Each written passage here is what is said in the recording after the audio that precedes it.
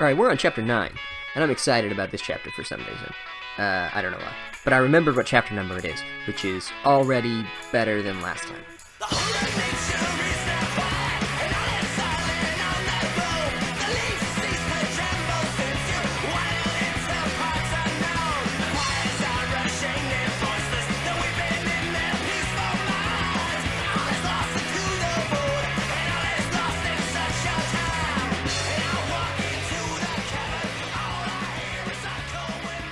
Okay, so this one's called The Writing on the Wall. So if you recall, we have a Schrodinger's cat and some weird-ass cryptic language on a wall. And we got our boy Crappy Dracula yelling about mudbloods. So then this starts with Filch? This starts with the emo band from the early 2000s, Finch. He comes up and he sees the cat and then just assumes that the cat is dead. Doesn't check to see if the cat is dead or anything. He's just like, yep, my cat is dead. Oh, and Harry, it's all your fault. Hey, first of all, maybe it's the fault of the kid screaming the weird racist shit? I don't know. And then Mumblecore comes up and he's like, all right, let's check this shit out. And so they go into Sue Grafton's office and Mumblecore starts poking at the cat. And Snape is there and he's biting his lip to keep from smiling for some reason, because recall, he is a total sociopath who shouldn't be working with children. And so while this is happening, Sue Grafton is using it as a reason to continue boasting about himself. Dude, give it a rest. We are dealing with a maybe dead cat here. And then Mumblecore is like, okay, she's not dead, she's just been petrified. But I'm calling bullshit on this because when the weird sad kid who lost his toad was petrified in the last book, his eyes moved all around still, and this cat's eyes were still the whole time, and it took Mumblecore 10 minutes to figure out that he wasn't dead. So what's up with that? So then Finch I'm just going to call him Finch. I'm sorry, your name's Finch now. He's blaming Harry Potter, and Mumblecore is like, no second year student could do an advanced spell like that. Even though Bossy Girl did it as a first year in the last book. And she did it to an actual human instead of just a cat. This is by the way, just such a stupid, convenient plot hole filler that the book loves to use, where it's just oh, this is advanced magic, so it can't be a kid, and then, oh, well, this is basic magic, and depending on what we need to accomplish, that scale moves around all over the place. And so then Snape was like, well, maybe Harry didn't do it, but why was he out there in the first place, eh? Huh, Harry? What's up with that? And Harry didn't want to admit that he listens to Fury of 5, so he was like, I was at the ghost party, and then I left because the ghosts were getting weird as fuck. And Snape's like, this doesn't add up. He should be suspended from Quidditch for their match against Slytherin. I am definitely unbiased, and this is a perfectly logical punishment with no adjoining benefits to myself or my house. And Mumblecore is like, hey Snape, you ever heard of a little thing called the presumption of innocence? It's a hallmark of post-Enlightenment constitutional democracies, like this here ancient wizard school obviously is. And then Mumblecore is like, oh, also we can cure the cat. In case you were wondering about that, don't worry about that. And then Snape and Sue Grafton have this weird dick-waving contest over who gets to make the cat curing potion. These are the real children of the story, by the way. And so then Harry and the gang leave, and Harry is like, should I have told them that I listened to Fury of 5? And Ron's like, no, they hate that band just like everyone else. And Harry's like, oh, also, what's a squib? Also, I think I forgot to mention that our boy Finch thinks that Harry petrified his cat because Harry found out that he was a squib. And Ron explains that it's the opposite of a muggle-born wizard. It's someone who is born into a wizard family but doesn't have any cool wizard powers. But then he says it's pretty rare. But I guess that's what Finch is. So, wizardry is genetic, except when it isn't. There's just times when it's yeah, this shit is not genetic. Sorry, you got fucked over, you squib. Go buy a brochure. And then, first of all, I imagine this would be a fucking nightmare to try to capture on a wizard census. If there are wizard sociologists trying to study this stuff, this would just be a goddamn mess. And I'm also pretty sure that this sounds the death knell for any intelligent analogy this book is trying to draw to race. I mean, I already thought that, but I think we can, like, safely put it to rest now. So all this book is doing is serving to just further confuse and distort the operation of actual existing race relations among the impressionable children who read it. And so then Ron is also a subscriber to the theory that Filch's inability to, like, be a wizard is the reason for his fixation on torture and punishment of the wizard kids. He's acting out his own insecurities. Which, by the way, I said that last thing. Go back and listen to that shit. I was right. And I like it when I'm right. And so then we get another one of those bizarre, like, overview narrative devices. Where it's like, you know, the incident had an effect on Bossy Girls. She responded by reading a lot. The incident also had an effect on Harry. People were scared of him. It's really, it just goes through and catalogs everyone. But my favorite part of this is when literally Harry is just, like, walking down the hallway. And it's trying to illustrate that, like, everybody in the school is scared of him. And there's this scene where this dumb Hufflepuff kid sees him and just, like, starts running away immediately. And it's funny because the book is basically just like, yeah, Hufflepuff, those are the dumb scared idiots. And then there's the scene where Ron has to write, like, this 3-foot-long composition. And he's like, I'm still 8 inches short. And side note, this book is obsessed with length and measurements and shit. Like, I have no idea what's up with that. It always sounds, like, vaguely phallic to me, but, like, remember that dude with the wand, like, knew everybody's wand measurements? That was weird as hell. But apparently the wizards are actually just completely consumed by the concept of measurement. Lengths, depths, widths, they just love it. They wander through life just thinking about how long everything is. It's weird as fuck. And then Bossy Girl is like, hey, I'm trying to study up on the Chamber of Secrets, but all the copies of the book are checked out. How are we going to learn about this much-needed backstory? And then she's like, I know. I'll make the boring ghost professor tell us about the Chamber of Secrets. And so we get this monologue by the boring ghost professor, who I don't even think we've met the boring ghost professor before. I think this is the debut of the boring ghost professor. Apparently he's real boring, but every day he comes into class, like through the chalkboard. Like, he just, like, you know, because I guess ghosts can just, like, move through shit, and so he moves through the chalkboard to come into class, and everybody thinks that's really cool, because it is. But keep that in mind for something that I'm going to complain about later.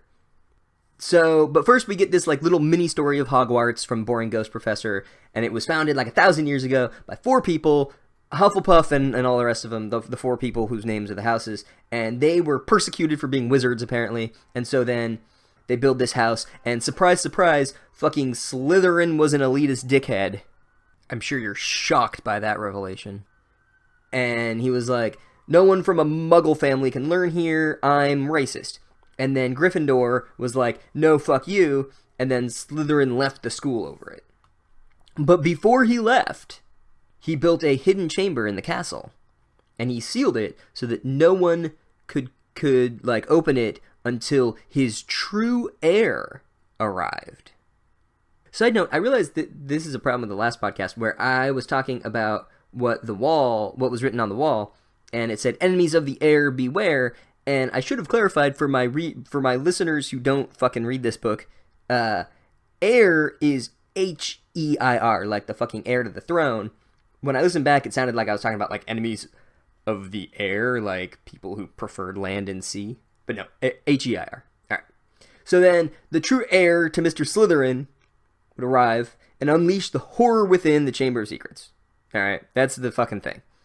And then what that would do is it would purge the school of all the people who were unworthy to study magic, which is, you know, according to this dude's ideology, the squibs and the I don't know, Muggle-born wizards. I don't know if there's a word for Muggle-born wizards, because I thought that Mudblood was when you were half Muggle and half wizard, but maybe that's what a Muggle-born wizard is. I'm gonna be honest, I'm a little shaky on these concepts. They don't really make a lot of sense to me.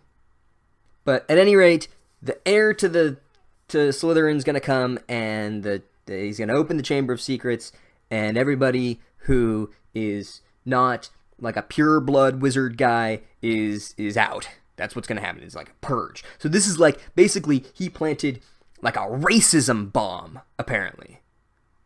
He's going to get rid of all the mudbloods and the muggle-born wizards and shit. And then, of course, the professor, has to like obligatorily be like, but that's all nonsense, and there's no racism bomb, and there's none of that stuff, and no one can prove that there was a Chamber of Secrets. And then there's like this super cliched scene where all the students point out all the logical holes in his argument, and he just keeps saying, nonsense, it's nonsense, no racism bomb.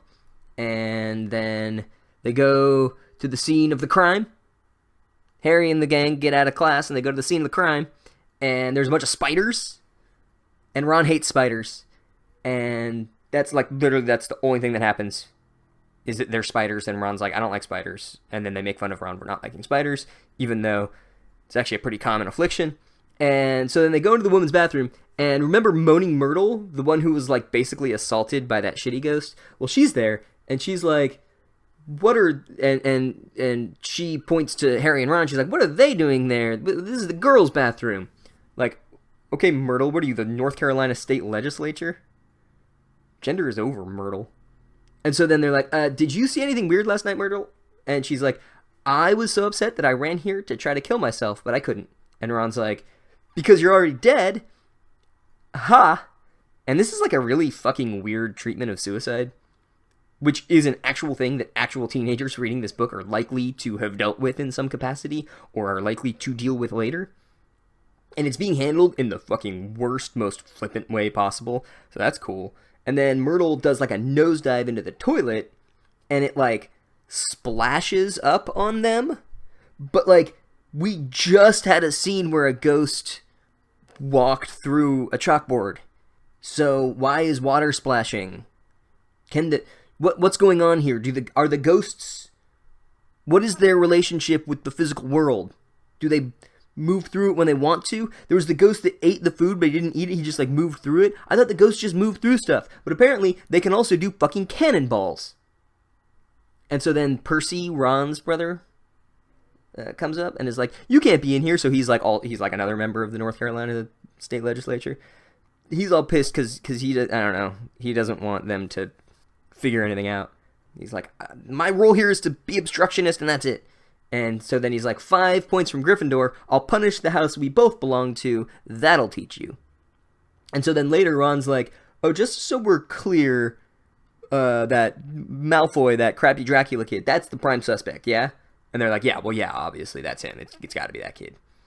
And then they're like, what do we do? And Bossy Girl is like, check this shit out, we take a potion that makes us look like someone else, because that exists, and we make ourselves look like his Slytherin friends, and then we fucking ask him some tough questions. That's the plan. That'll do it. Okay, sure. That doesn't seem like it's gonna go wrong at all. And also that's the end of the chapter. So that's where they end on let's pretend to be his friends and ask him. So, kind of a bad plan there, Bossy Girl. Your plans are usually better. And it's weird because it's like the one time you have like a really terrible plan, Ron and Harry actually go along with it for a change. Okay, so let's discuss the possible heirs to Slytherin, because I like this kind of shit. Obviously, the book is trying to signal crappy Dracula kid, but that's too obvious, which means it's definitely not him. Also, he was there last year, so why wouldn't it have opened up last year?